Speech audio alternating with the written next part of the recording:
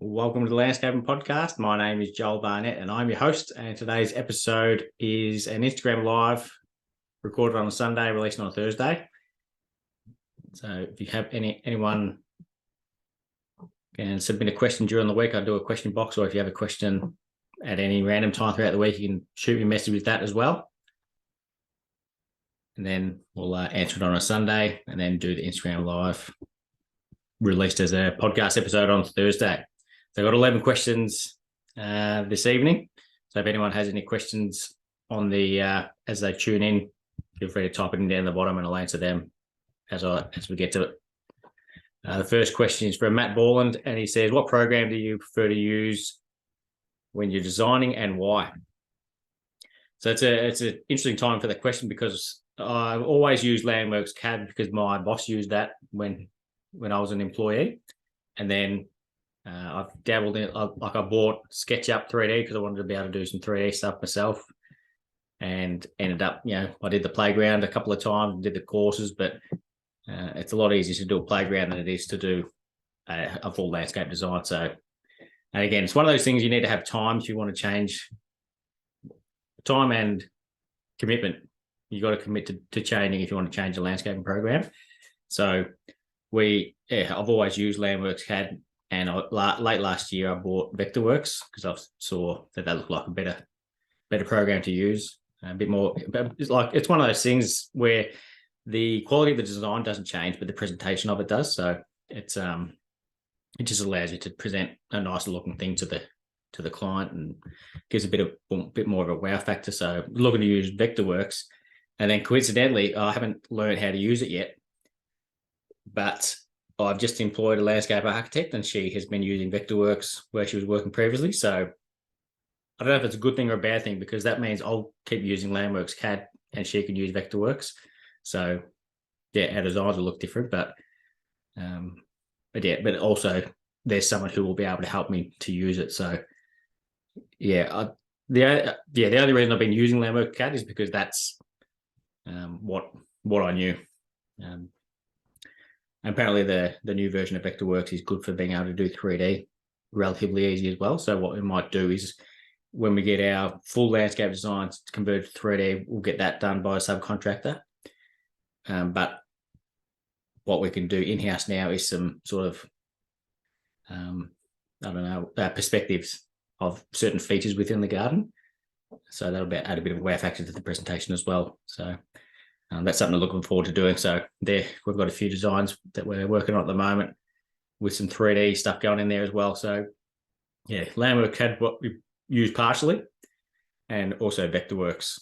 And I think I spoke with Matt, and he had learned Landworks CAD when he was studying, but he's looking to move into Vectorworks. So the more programs you can use, you can have some knowledge of, the better in terms of an employment perspective. So if you've got skills in all the different programs, you're going to have a lot more places that are looking to hire you. You've got more flexibility, and they don't have to spend as much time training you. Mudgy one. So Mudge, he's asked, is there as big a shortage of workers where you are as we have in South Australia? Absolutely is. Yeah. And I was just talking to my dad about it today. Can't remember what industry he was talking about. I've got no idea. But yeah, it's just because it doesn't make any sense. So you'd think all these other industries are struggling for workers, so they must be working in some other industry. But I haven't found one where they said, oh, we've got too many workers, have some of ours. So yeah, I've just put out I think it was last week, so it was probably Friday last week, so not the one just gone, but so it's been maybe 9 days. I put an ad for an apprentice on Seek, and it showed me the stats. So the last time I did one, I got 6 applicants. The time before that, which would have been before COVID, I had 31 applicants. And so far in 9 days, I've had, I think, 3 applicants. And one of them said that he's just been studying construction management. He wants to get a role in construction management. So nothing to do with landscaping. That was what his application was. So it's certainly not quantity over quality, or the other way around. It's not quality over quantity. There's neither of them are coming through. So yeah, I've heard people talk about how during COVID there was no 457 visa workers coming in, so that creates a shortage somewhere in the workforce. So that's when other people are going to fill those roles. So I'd say that's got some part to do with it, but yeah, it's just really weird. Like I've said it to so many people that it's such a crazy time where there's never been more work and never been less workers. So if someone's got an idea why that is, I'd love to hear it, because I'm just really curious about it. But yeah, everyone's struggling. Every now and then you'll hear someone, but it's very much the minority. So everyone seems to be looking for workers as well, because there's so much around. So like we're knocking back work because we just can't get the work done, basically. So, but that's also not a bad thing, because then you can put prices up and start charging what you're worth rather than just turning over jobs. And it'd be interesting to see how it all happens, and also how the workforce shortages happen in the next 12 months. It'd be interesting to see if it stays the same or changes and goes the opposite way. Project Landscaper has said, do you think a solo one-man business works? Advice on what are the biggest limits and biggest advantages? So it does work, but it's not sustainable, I don't think. And it also depends on what you do. If you're doing a fair bit of soft landscaping and not a heap of paving or physically taxing stuff, then it's absolutely fine. You can do it, and you can have a really good work-life balance, potentially, if you're charging your right amount. So then you can, when you're not working, you've still you've been charging enough to support yourself and sit at home or do whatever you wanted to be doing. You don't have the stress of employees that your employees won't get sick. So yeah, there's a lot of benefits to it, but and you get to listen to podcasts a lot more. Some good podcasts around I know of to listen to during the day. That's what I like doing when I work by myself. That'd be the biggest advantages is the profitability, because you're getting work done 100% efficiency, and yeah, that's the main one. But the negatives are, it's nice to have other people on site you can talk to. I suppose if you're working on jobs where there's other trades on, you've got that. But yeah, it's mainly just looking after the body. So you could get a machine to help move things around and move soil if that made sense to you, depending on what you do. Getting a crane to help lift things into the back of your truck would be good. Like not a massive one, but just one that attaches to the back of your ute or truck. So there's certainly a lot of things you can do to change so that you can be more efficient with a one-man band. Like literally there's bands that are one man. So if you can do it in the musical world, why not landscaping? Next question from Rock Culture SA. What's the best purchase under $100 you've made for your business? I've been racking my brain trying to think of a good one to come up with, but couldn't think of anything more than our Stanley knives that we use. They're a Unipro, like a $3 Stanley knife, and then you can buy a pack of 5 blades for like $4 to replace them, and they cost maybe, I don't know, probably $3 a month. You'd buy one a month, I reckon. So it's just crazy how cheap they are, and they're really, because you change the blades, are really sharp. We're keeping them in pocket all the time. So yeah, it's surprising how often someone needs one, not just to sharpen your pencil, but opening crates of pallets, or there's a million different uses for it. You could clean paving joints. If you've got a tight joint, you could just chuck your Stanley knife in there and get it out. So yeah, we get the cheap ones just from Bunnings, but they're the best ones that I've had. Another one could be, I used it in the past, but I haven't used it for a while. I don't know why, but there's like a Makita laser measuring device. So you just hold the back of it against like a wall or a fence, press the laser, and you can see where the laser is, and it measures how far it is. So that helps you measure up jobs a lot quicker. It's not like it says it's pretty accurate, but depending on how straight the laser is, that's how it determines how accurate it is. But that's pretty good for measuring up to do quotes, because you don't need to be millimeter perfect for that. So that's laser guided tape measure. That's clearly not what it's called, but that's kind of the description of it. And I think it was $45. But yeah, a lot of the things we've been doing good for the business have been more the way we use existing things to save a bit of time. Like the box that our laser level comes in, we used to have to dismantle the receiver to put it back in the box, and it's got like a foam padded box so it all sits in there nicely. So then one day I decided I'd cut a section of the foam out so that we didn't have to do that. So now every time we use a laser, we don't have to dismantle it. So it doesn't sound like a lot, but it's so annoying to have to do. So yeah, so it's not actually buying something, but being able to do things quicker, that gets value for your business as well. KO Landscape Design said, how many guys or girls do you have on average on an average size job, and what do you think the ideal number is? If you have 6, for example, is 2 groups of 3 better, or 3 groups of 2? So it was good timing to have asked this, because the day before I asked it, I ran into Rob Waddell at a local supply yard, and he was talking about the same thing, because he said he hears me talk about it a fair bit, because it's a good question to ask guests, and everyone's got different answers. So I currently run, I've got 2 qualified guys and then myself. So sometimes I'm there, sometimes I'm not. So it's basically a group of 2, sometimes 3, and sometimes I'll be on a different job. So then it's 1 and 2. But Rob said he has teams of 4 on per site, but they're 2 groups of 2. So they might, I don't know, they're working out the front, 2 are at the front, 2 at the back, or 2 might be working on paving and 2 are working on garden edging or whatever. But they're, I think he said he had 2 qualified and 2 apprentices per job. So that's I haven't heard that way of going about it, but that's good, because like if, for example, there's a concrete pour, all 4 can get onto it. So, or if there's a heap of soil to get in and you're barring it in, you can all get onto it as well, so you can get things done quicker. And it also depends on what the project is. So if you've got a large paving area, you might want 3 people working on it, whereas if it's a small one, 2's too many sometimes. So it really depends on the project, but I definitely think if you get 3 is definitely the max I would ever want, unless you've got a big thing that you can smash out, or do it like Rob does and have 2 groups of 2. Now that's because that seems like an efficient way to do it. You've also got all the tools. Everyone can access the same tools in that situation as well, because that's another thing you need to think of. If you're going to have 3 groups of 2, you'll possibly need 3 groups of the same tool sets. But yeah, I reckon it's 2 or 3 is a good number, and just keep track of it as well. So it's a hard thing to do, because you're not doing the same job all the time. So you can't say, all right, this job we're going to be doing, we'll do it with a group of 3, and this job we'll do with group of 2, work out which are more profitable. You can't do it like that, because nothing in landscaping is exactly the same. So that's what makes it hard to work out the best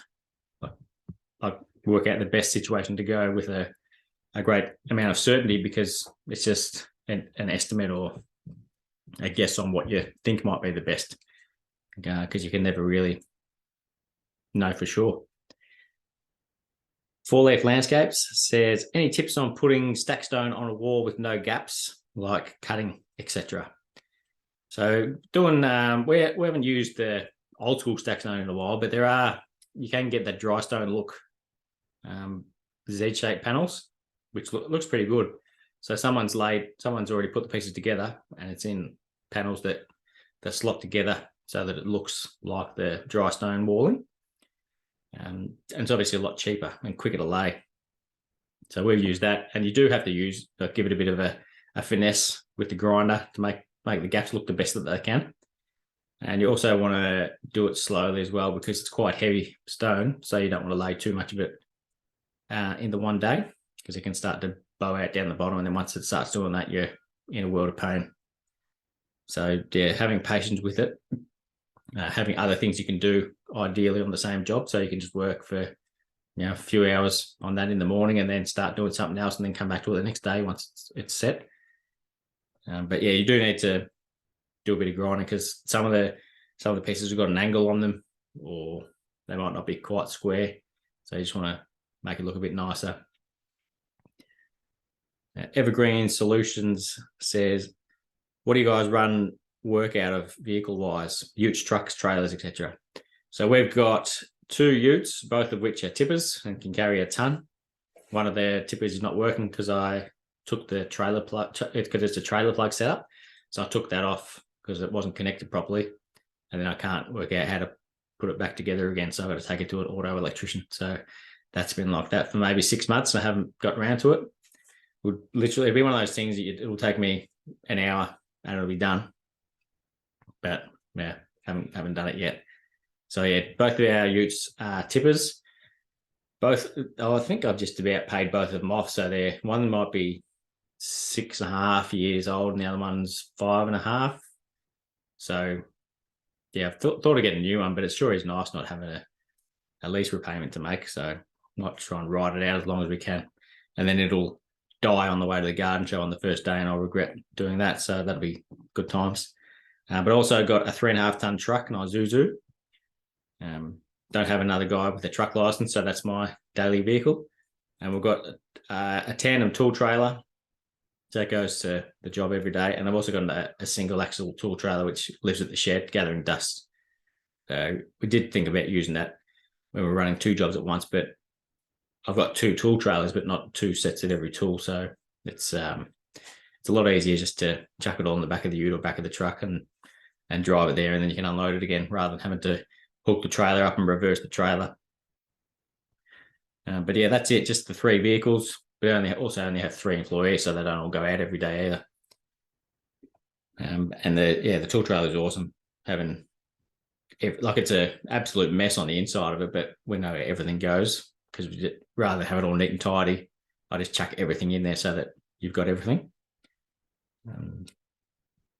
Growman's Coaching just coincidentally has just joined as I got up the question, which was, what's a question you want to be asked but haven't had yet? So as I said to him, if I had a question like that, I would say, this question is from Anonymous, and then answer my question. So I just asked myself that question. But there's nothing I could think of that I wanted to be asked. But we'll see if I think of one. So if you see me in a future episode say, this question's from Anonymous, and it's a great question, then that is clearly one that I've written myself. Lloyd Sharp said, how do you develop younger guys? Well, I think he would be the best person to ask that question, because my 2 qualified guys we're both mature age apprentices, and we don't have any younger guys, so I wouldn't have a clue. I don't have the patience for younger guys, I don't think. But they've got an apprentice. I reckon it might make a massive difference with who the person is that you employ. So you can't. One of my great sayings that I learned from Sean McDonald is, you can't make a silk purse from a sow's ear. So if you have someone who's useless, you can't develop them into a great worker. You've either got it or you don't. You've either got the work ethic or you don't. Like, you can teach someone skills, but you can't teach them work ethic. But they've got a fellow who was sick. So Lloyd is from the Landscapists, and they've got a fellow who's, I think he was 16 when he started with him, his apprenticeship, and he seems like he loves it. Gets involved in all their TikToks and Instagram reels, and just seems like he has a blast with the fellas on site. So I reckon if I was to develop one, I reckon patience would be the key, and sort of remembering back to what you were like when you were young in the trade as well. So I know I was useless. It's crazy to think back of. Like, oh yeah, I was a weird unit. I get lunch and smoke, I'd be sitting there reading my book. I'd be reading, I read Gandhi's autobiography, read Martin Luther King's autobiography. Yeah, it's just a weird unit I was back when I was a landscaper, well, a younger one. But yeah, so having patience would be definitely the key. And I don't treat them like just another number. You want to treat them like they're someone who you can train up. Like, there's always the talk about what happens when they leave. Well, that's just what happens sometimes. Yeah, life's more important than work. So if someone wants to leave, then good on them. Because no one's going to work at the one place for the whole time. Barrow and Stone has said, what natural stone sealer do you use? So I don't know what it is, because we just get Stone HQ to come in and do our sealing when we get it done. But I've spoken with Chris Weiss from Formation Landscapes about this before, and we're not hugely sold on sealing stone. Certainly got its applications, like when you're using a hardener for the soft stones around pools, so it doesn't get the salt attack. But we used a different sealing company in the past, and we sealed some bluestone, and it still got salt attack from a pool. And then he said, well, you should have dip sealed it. Well, no one dip seals bluestone, as far as I'm aware. Because, it's a pretty hard stone. And then that supplier said that it just helps with resistance. It doesn't prevent it from happening completely. And I thought, well, what's the point in doing it? Because in the past, we've done jobs like back in the old days, didn't seal it, and there's no problem with it with the stone. So it's more about maybe it's the stone and not putting the sealer on. And it's usually like $27 a square meter. Like, I don't pay for it, the client does, but it's just an expense that you don't have to put on there, because then you could put that on there and then they might reduce the size of the plant so the product doesn't look as good as what it could. And they use a bit of natural stone in Europe, and I don't reckon they seal that, and it seems to have been going okay for the last couple of years or a couple of thousand years. So, yeah, I'm not sure what the sealer is we use, but I'm also not sure how big of a deal it is, because I don't know whether clients, I think you just have to keep reapplying it every year or 18 months. And I don't know if many would do that, but we have only had a couple of jobs where there's been deterioration in the stone. And one of them we dip sealed some sandstone as well. So, yeah, it could be. Some people make good money out of it, but I don't know whether it's worth what it is. A lawyer said, how do you deal with on-site variations? So luckily the clients we've worked for have been pretty good, because I haven't had any issues where someone asks for something and I charge them more for it. But it's one of those things that, you could get yourself in trouble if you don't keep track of it. So it's good to have it in writing. So you could, if you know what it's going to cost, you could just send an email saying, just regarding that extra paving that you want done around the bin area, it's going to cost $3,300 extra. Just let me know you're okay to proceed. And then, you can get the okay. So it doesn't have to be an informal, but at least if they can agree to it there, then you're covered, basically. There's rules around if it's under a certain percentage of the contract price. Like, I don't know if this is just Victoria. I don't know if it's 2% either. If it's under 2% of the contract price, you don't have to do a formal variation. But just because you're following rules doesn't mean it's going to make it any less awkward with the client if they're not going to pay it. So you're better off just being upfront and honest, communicate really well, let them know this is what it's going to cost. Because every now and then you'll just come across someone who thinks, I thought you were going to do that for free. Because, I'm spending all this, like, people think because they spend a lot of money that you'll do things for free, but they spend a lot of money because you're doing a lot of landscaping. So, communication is the key to so many different things, and that's definitely one of them as well. So just let them know that it's going to cost extra, and you can either say it's going to cost X amount, or say you could say an estimate what it might be, but it'll be per hour. You could tell them the hourly rate if you want to. Just scrolling down. Okay. Lloyd's coming thick and fast with the questions, which is awesome. I'll go to Ovada Gardens. Said, do you prefer to work on new builds or existing gardens? And that's, so many awesome questions that come through. I really appreciate everyone who submits one. And this is another one as well, because it gets you thinking, because it's not one of those things you think of. Well, I certainly haven't thought of much before. And it's also not a black and white answer, because, there's pros and cons to both, basically. But if I had to choose one, because also I don't like people who, when they get asked, do you like this or that, they say, both. Because that's just sitting on the fence. It's like with the people who've been doing these, the garden show Fast 5 questions. Like they ask, are you bare hands or gloves?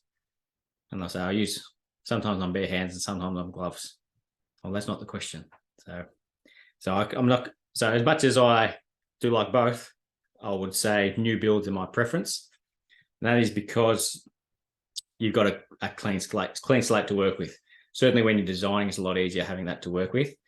But the downside to that is when you're doing the existing garden, you've got established trees to work with. So my preface to the new build preference would be that they have a healthy plant budget, so you can put some established plants in there, because you don't want to finish a job and think, this is going to look awesome in 5 years. I can't wait for that.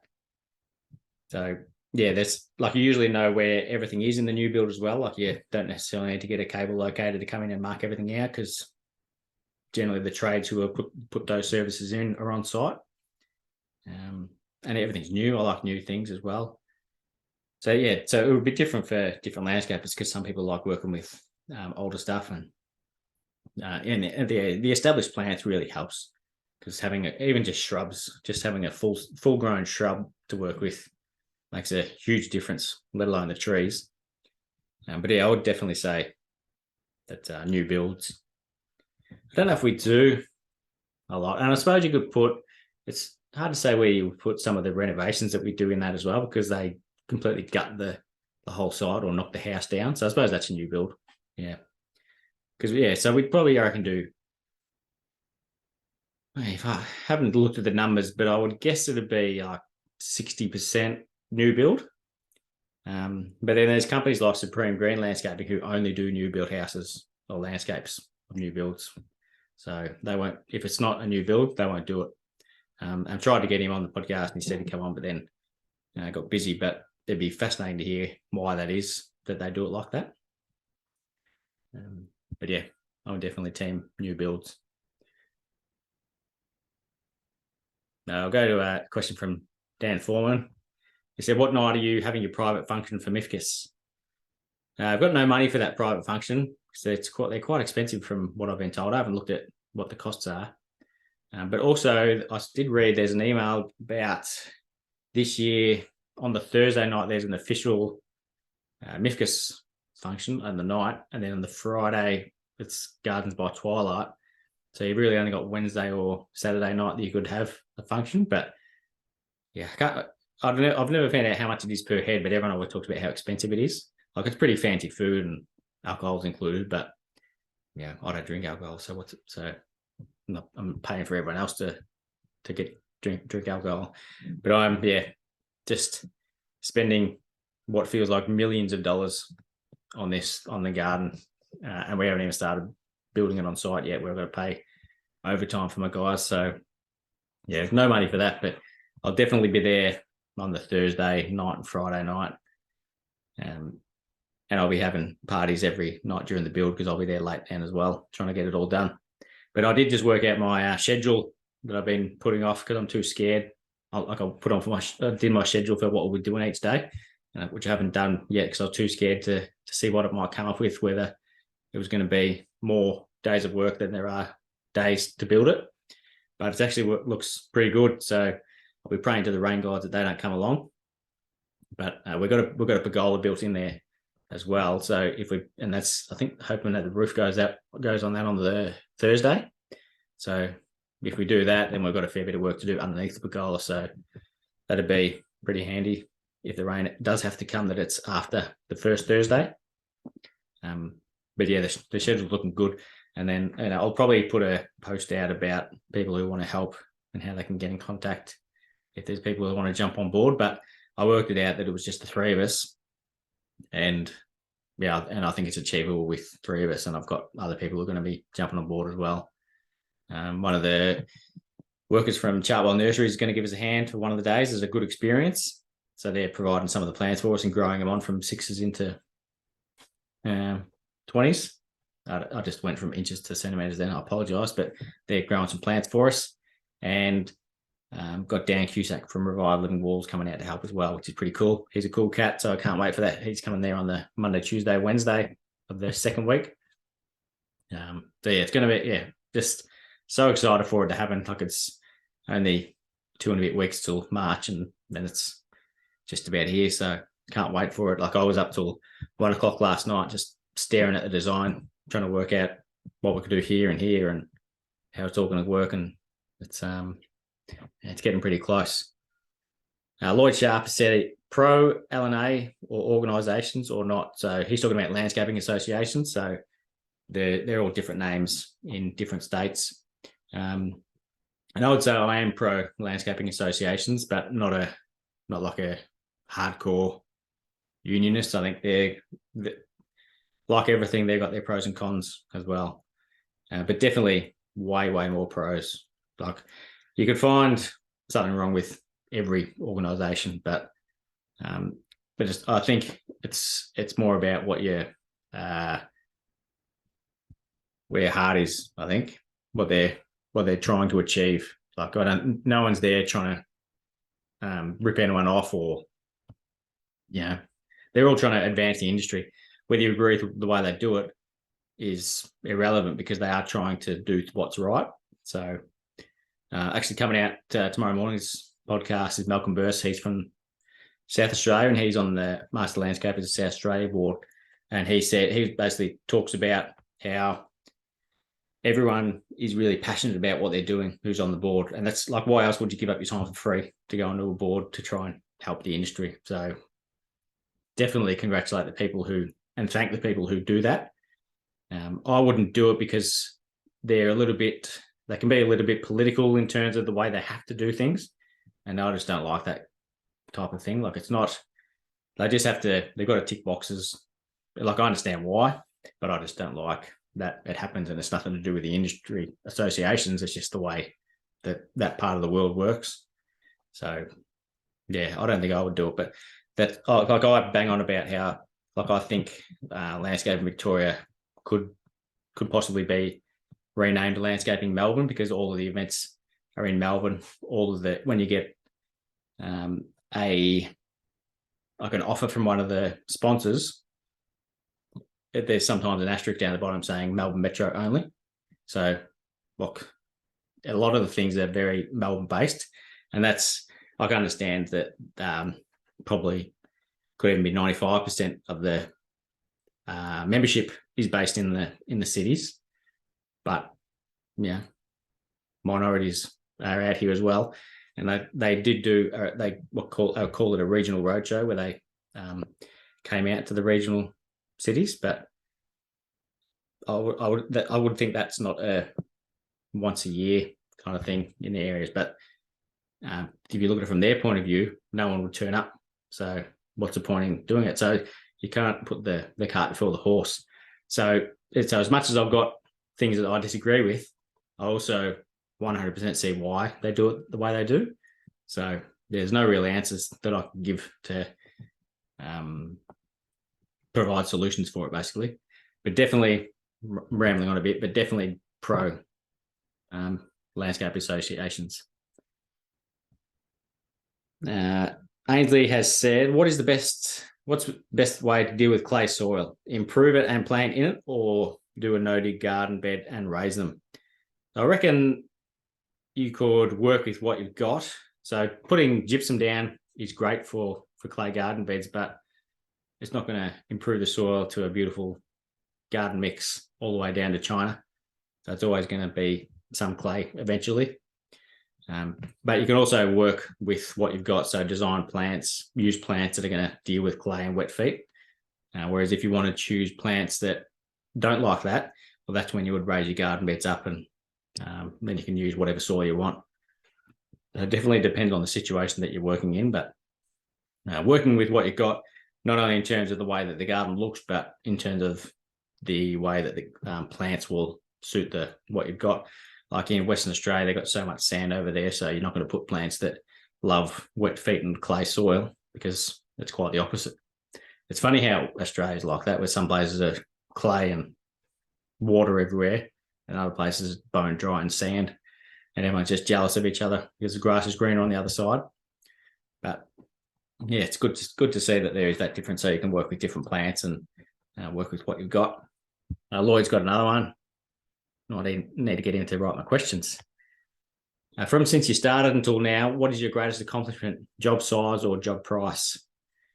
We did a commercial, so it's not necessarily the greatest accomplishment as these big ones, but we've done a commercial one that was 330,000. So that was a childcare centre. And that, yeah, it's funny because people, if you had asked me about that 4 years before, I would have freaked out, but they're just numbers. It's not like you're doing anything that you haven't done before. They're just bigger areas. So I think that one had maybe 2,000 square meters of turf, maybe. It might have been 2.5. So yeah, it's just turf. It's no different. You just lay one slab at a time. But yeah, there's a bit there. So there's maybe 45 grand there or something. But Yeah, so that one's the biggest commercial one we did. Haven't done a childcare town for ages. Could be because I'm too expensive for it, maybe, but they actually don't have realistic timelines for when they ask us to quote it. They don't want to wait till when we can do it. They've got their timelines they have to meet. In terms of domestic, I think it would be 303,000, but that one is like I think we're only doing 80,000 or $90,000 worth of actual work. The rest of it I was getting subcontractors in, so I'm organising it all, but getting other people to come in and do a lot of the stuff. So like there's concreting and pool fencing and steel works, rendering, brickwork. So yeah, so I'm being a bit more like a builder on that one. So again, just big numbers, but it's similar to a $90,000 job, so it's not as big. In terms of biggest accomplishment, hopefully, well, this will work well with Mark Ryan's question before about what's a question you want to be asked but haven't had it yet. So this could be related to that. Well, hopefully you could ask what's my biggest accomplishment in what would it be? 2 months after the garden show's finished. So hopefully I'll be able to say something related to the garden show. If we finish it to the standard I want to, then that'll be my biggest accomplishment, because it could be pretty special. Whether it gets, however it comes, like whatever result it gets, I wouldn't care about. But that's a good thing about the garden show is you're competing against yourself. Like there's awards to win, and they're awesome. They'd be awesome to win, but as long as you can make yourself happy, then that's the main goal ticked off from where I'm coming from. Whether you get work out of it or not is irrelevant, because you'll get work from other things. Oh, cracking question from Chris O'Perko here. What's your power tool brand of choice? Any Azeto tools in the truck? I've got heaps of Azeto tools. That's not my tool of choice. We're Makita, and like 99% of the population, because that's what my boss used. I think that's why most people use their tools, because you start with one, think, oh yeah, well, I can use your battery or use your tool on the weekend, and then you just get used to it. But yeah, and I love their stuff. Like I don't think it's any better than any other tool, but yeah, there should be a Royal Commission into why they're allowed to have different battery fittings. So how good would it be if there was a universal battery for all the tools and you could just choose the best of everything? I could see why they don't, because then you're buying some useless things and some good things because you got that battery. But like I've got a vacuum cleaner and all sorts of random stuff. There's coffee makers, Makita. But I like their stuff. Looks good. But yeah, the Azeto stuff, we've got a metal cutoff saw, our mixer drills. I've got 2 of them. They're both Azeto. And like sometimes when you use the mixer drill for mixing glue or grout and you don't hose it off, so it builds up with glue or grout on the mixing paddle, you just chuck it on the ground and start bashing on the end of it to get it all off, and it still works just as well the next time. I've had a Azeto multi-tool. I ended up getting a second one, the bought a Makita one, I think, because we had to use 2 at the same time. What else is there? But yeah, I love the Azeto stuff. Cheap as chips, it's insane. But yeah, it's funny when you look at, like, I know people started using AEG, which is a cheapish brand, but yeah, it makes you wonder about the actual value you're getting on some of the things that you pay thousands of dollars for. But in saying that, I've got some impact drivers for my Makita drills, and there's one that isn't as powerful as the other 3. So yeah, I reckon it would be the same if you've got an Azeto toolkit. But yeah, I'd happily have an Azeto sticker on my ute. I saw a comment here from Greg Soster from Outside Space, and talking about the industry associations. And he was, I've spoken to him before about, and like he suggested how valuable it would be to have an Australian industry association. So rather than having all these state-based ones who are looking after themselves, which again, I completely understand. There's no point Victoria lobbying for something that New South Wales is going to get benefit out of. but it'd be good if there was like an Australian body, and then you can have uniform rules that everyone's sticking to. But not to be. It's hard enough organising some things with the state association, let alone working 7 different states and territories. Now, last question from Sasha says, where to begin when landscaping on a sloping block? So, as I said to him, the best place to start is at the bank to get extended the money on your loan, because everything about a sloping block is expensive. But what I like to do is try and maximize the flat usable areas, and ideally they'd be close to the house. So you're going to be more likely to use it rather than if you've got let's say the house is lower than the garden. If you've got a flat sloping area at the back of the block and you've got to walk up a dozen steps to get there, you're not going to do that as often as if you can just walk out the backyard to a flat section. So you want to maximize the flat area as close to the house as you can.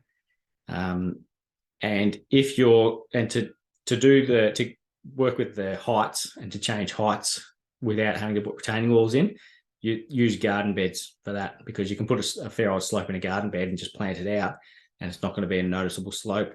The plants will hold the soil together, and then you're saving a hell of a lot of money by not having to put a retaining wall or as high a retaining wall in there. So you might be able to avoid going over a metre. So if it's not within a metre of the boundary, you won't need to get a permit for it. So more money you can save. But yeah, the sloping blocks, like I always feel like I'm ripping the client off when I do a design for them, because it's so expensive just for the retaining walls, and everything's just more footings are deeper. For if you're putting a pool in, you want to put down some piers in there. Just everything adds up and nothing's cheaper.